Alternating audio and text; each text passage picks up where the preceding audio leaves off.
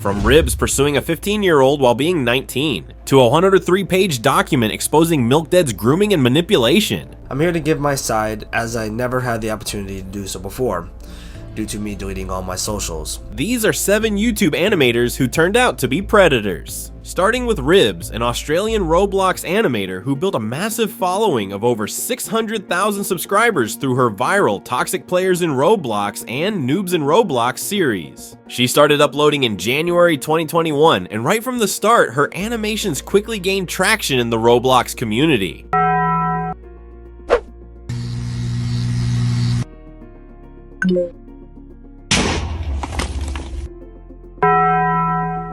Her content featured relatable scenarios about toxic players, noobs, and the struggles of playing Roblox, which resonated with millions of young viewers.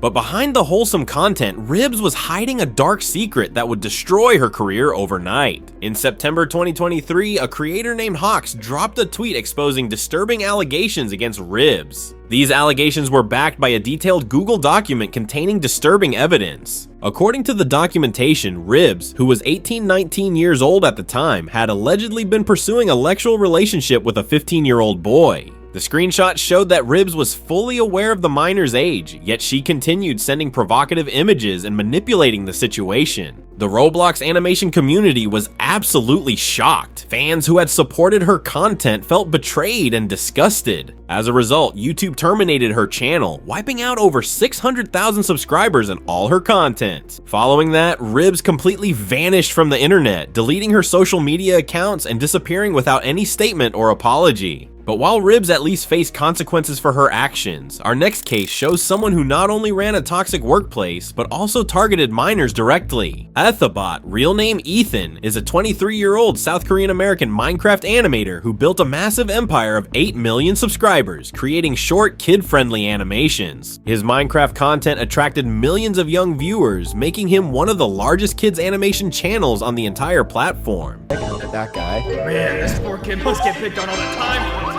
He could probably use a hug. See what I mean? Anyway, I'm just trying to live a normal student life. Uh-oh. Man, you want a hug? Come here! What the? But as we'll soon discover, behind the scenes, Ethobot was running what can only be described as a toxic workplace that exploited children. On February 7th, 2025, multiple former employees came forward with an expose. Animal Make dropped a detailed thread accusing Ethan of abusing YouTube's copyright system to harass and bully him off the platform. But the copyright abuse was just the beginning. What came next was far more disturbing. On the same day, Cookie Bun Squat, also known as Emma, came forward with her own testimony. She was the voice actor for the fan favorite Daisy and managed a large portion of Ethobot's production. Okay, I should be ready for VidCon. Now, are you sure you can handle being alone for a few days? Are you kidding me? This is gonna be the best weekend ever! But the problem was that she was only 16 to 17 years old during her employment, and she revealed the horrifying working conditions behind Ethobot's channel. Shortly after, on the same day, ex-animator Sir Sean added his story to the pile. Sean revealed that Ethobot mentally abused his employees, love-bombed them to get more work out of them, and created an environment where everyone had to walk on eggshells around him. At this point, the pattern became clear. Ethobot was recruiting minors, exploiting their passion for animation, and trapping them in a toxic work environment where they were too scared to speak up. But perhaps the most disturbing testimony came from Kat Kun, who worked as Ethobot's assistant content manager. According to Kat, Ethobot manipulated her with love bombing and special treatment, making her feel like she was more than just an employee. Kat had developed feelings for Ethobot early on, but moved past them. However, months later, during her employment, Ethobot began acting sweet and kind toward her, treating her differently and giving her hope that maybe they had a chance together. Then, in a 27-minute phone call with Kat, Ethobot admitted he had been making a big mistake while calling Kat's affection a drug he was getting addicted to. And here's where it gets even more disturbing. Ethobot would fly out in person to meet underage fans, friends, and staff members. Following the wave of allegations, Ethobot posted an internal response to his remaining staff on February 8, 2025, but it did little to address the serious accusations of exploitation, manipulation, and abuse. Despite the overwhelming evidence and testimonies from multiple victims, Ethobot's channel remains active with millions of subscribers, continuing to profit off content created by exploited children. While Ethobot's manipulation was calculated and methodical, our next animator's degeneracy was out in the open for everyone to see. Moving on to Benjamin Tannehill, known as Ben the Looney, who gained popularity in the early 2010s reviewing cartoons, animations, and pop culture. About them all individually, it would be best to kill 5 birds with 1 stone and talk about them all in one video and... what am I saying? His character, Ben T. Looney, and his opinionated rant-style content helped him build a dedicated following of over 100,000 subscribers. One of the major turnoffs of this show was the format. It's nothing like any previous Looney Tunes shows. But in 2016, everyone learned who he really was. It all started with some deeply disturbing choices, like having his avatar completely naked in his videos and spotlighting Adolf Hitler's artwork while praising it. Drawing landscapes and castles that looked beautiful. Holy free holy. After that, the controversy escalated when Ben was accused of defending racism in classic cartoons, and his response only made things worse. I've been guilty of for a long time and never felt the need to admit it. I'm sorry for being a white man. Wait, why should I feel sorry for that again? Oh, that's right. Because apparently, all white men are racist and sexist pigs who are so privileged that they fix society to be in their favor and hold down all the minorities and women in the world. Well, I didn't come here to be judged. Screw this. I'm watching cartoons. But the absolute worst came when Ben openly admitted he liked to draw underage cartoon girls in sexualized ways. Ben created lists ranking the hottest animated women, and viewers quickly realized many of the characters he called attractive were underage teenage girls, and in some cases, even children. Ariel is wanting to get away from her boring life and try new things, but mostly, she's looking for some love. Ariel's hotness comes from, well, she's a friggin' mermaid! He also drew pictures of prepubescent cartoon characters aged up as adults in over-sexualized poses, claiming this made it acceptable. Furthermore, he even publicly defended the infamous artist Shadman, who was notorious for creating explicit artwork of underage characters, including real children. Safe to say that all these actions led to his complete downfall and turned him into a laughingstock among the animation community. The intense backlash forced Ben to rebrand multiple times, and in 2025, he changed his channel name to Skeletoons, though his subscriber count has stagnated and never recovered from the controversies. To the Skeletoons channel, a showcase of cartoons so funny, they're scary. Combining the horrific fun of EC Comics to the wacky, unpredictable nature of Tex Avery and Looney Tunes cartoons, this channel is guaranteed to make you howl with laughter after you're done screaming with terror. While Ben's predatory content targeted fictional characters, our next case involves someone who harmed a real minor. Tyrone Davis, known online as Milk Dead, was a Roblox creator who built a community of over 200,000 subscribers through his Roblox videos. His videos stood out from typical Roblox content, attracting a dedicated young fan base who found his darker, edgier style entertaining. But behind the content, Milk Dead was involved in a relationship that would expose him as an abuser. When he was 19, he became close with Tyler, known online as Onion Bread, who was only 17 at the time. According to Onion Bread's later testimony, Milk Dead mentally abused her throughout their relationship, which also became sexual in nature despite her being a minor. She alleged that Milk Dead sent her explicit photos on her birthday and subjected her to ongoing psychological manipulation. Initially, when Onion Bread first came forward in January 2023, the allegations didn't gain much traction. But then, in the same month, a Twitter account called Robloxia News dropped a 103-page document outlining serious allegations against Milk Dead. And of course, she's like, oh, look at your big wang, chocolate browns, you know what I'm saying? I sent you an early birthday gift before you were 18. Oh! So he did send these pictures to her when she was 17. Perfect! Oh, come on, bro. Really?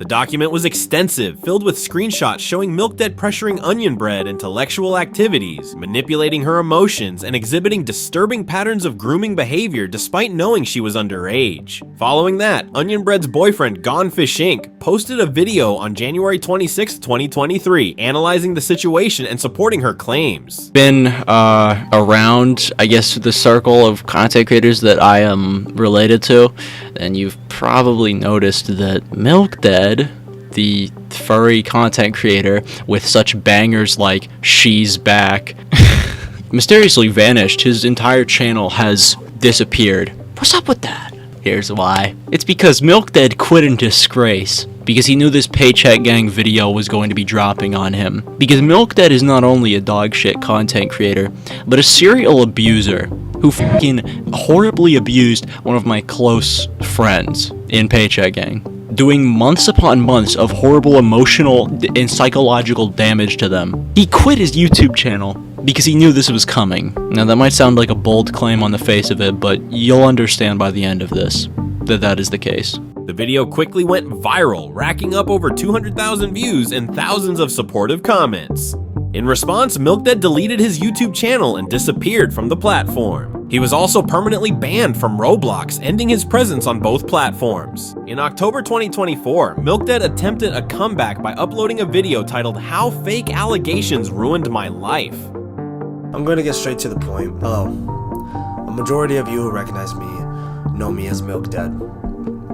I was a former Roblox YouTuber from the years 2021 through 2022 before I landed into some controversy. The controversy I was placed in was publicly shown by my ex-partner, Tyler, aka Gerda, known online as Onion Bread, and a YouTuber, aka her new boyfriend, Tristan, but known online as Godfishing. I'm here to give my side as I never had the opportunity to do so before, due to me deleting all my socials. As to the reason why I deleted them, was because I didn't want to do YouTube anymore, as I didn't like who I was becoming as a person and the kind of content I was making, along with reports of my audience treating others poorly.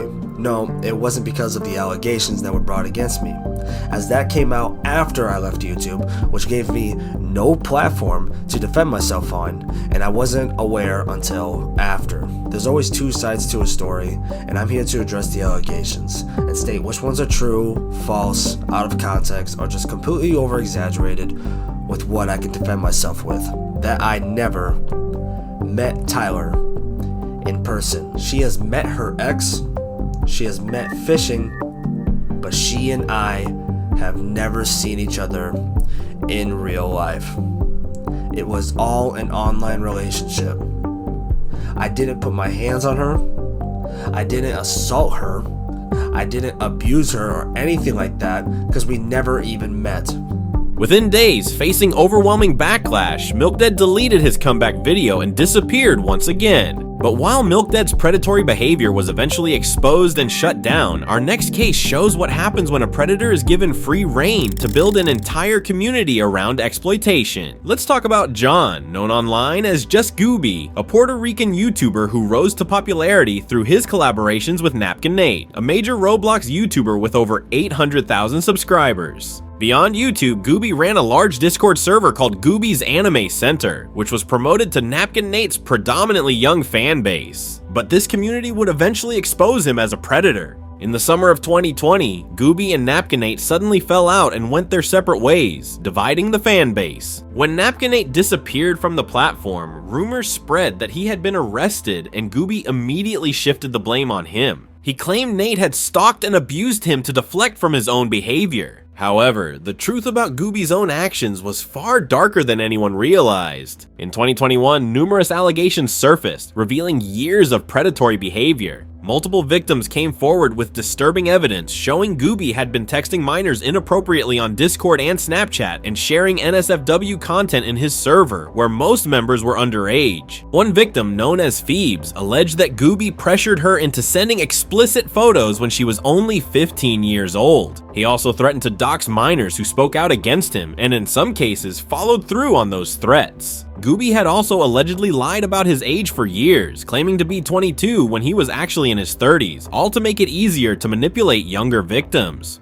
There were even unverified rumors that Gooby's community was allegedly responsible for the suicide of a minor, though this was never proven true or false. By 2024, documentation with over 50 files of screenshots had been compiled, and Gooby's real-life face was even printed on posters to warn communities about him. After the accusations spread, Gooby stopped uploading entirely and made most of his channel private, essentially disappearing from the platform. However, while Gooby's predatory behavior was extensive, our final case shows an animator whose obsession with NSFW content led him to groom and emotionally abuse a minor. Jacob, also known as Notive, created his YouTube channel in 2015 and started out with poorly made Roblox animations that eventually evolved into high-quality content.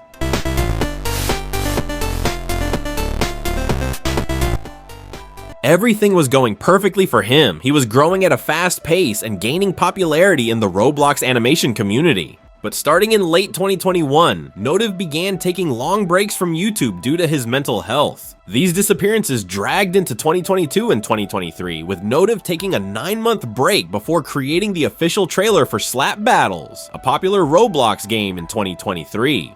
This trailer brought him a lot of recognition, but suddenly the comment section changed dramatically. So what exactly happened? Well, on September 1st, 2022, a Twitter burner account known as SpringOnion136@4 released a detailed Google document exposing Notive's disturbing private behavior. The document was created by a group of victims to share their experiences with Jacob and warn the public about his harmful actions. First, let's go back to 2020, when Jacob posted extremely suggestive images to Roblox, a platform that mainly consists of children. Then, in September 2022, Jacob admitted to owning a Roblox NSFW account called Zovosi. According to a former close friend, Jacob had a weird obsession with NSFW content that apparently affected his YouTube career, which could explain his frequent breaks.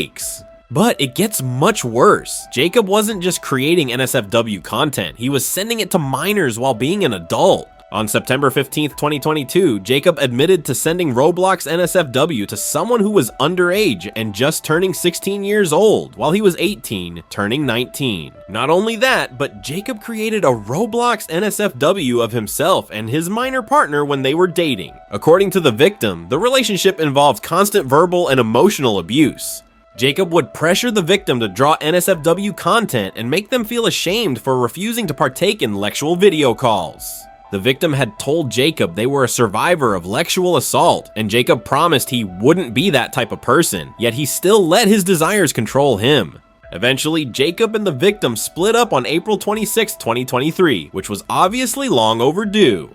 But that wasn't even the end. Jacob allegedly caused trauma and had a disturbing obsession with another person he was in a relationship with, though their exact age isn't specified in the document. After the Google document went public, Notive posted a document defending himself, but it was quickly taken down by him. And with no legitimate defense and mounting evidence against him, Notive eventually deactivated his Roblox account and disappeared from the platform entirely. But on 23rd of June 2025, another YouTube account would pop up with the same name, claiming to be the same Notive, looking to start fresh. Whether it's actually him or a troll is unknown, but the internet definitely did not want him back, and the YouTuber disappeared again after just 2 videos. While the previous cases involved predators directly targeting minors, our final case exposes someone who not only groomed minors herself, but also knowingly protected and enabled multiple other predators. Our final case takes us to Star Giant Productions, aka Rebecca Starlight, formerly known as Ryan Kraleski, an animation reviewer. Rebecca created animated content reviews in a series called Ryanimation Reviews and built a following in the animation commentary community starting in 2018. She also worked as an editor for YouTuber The Mysterious Mr. Enter.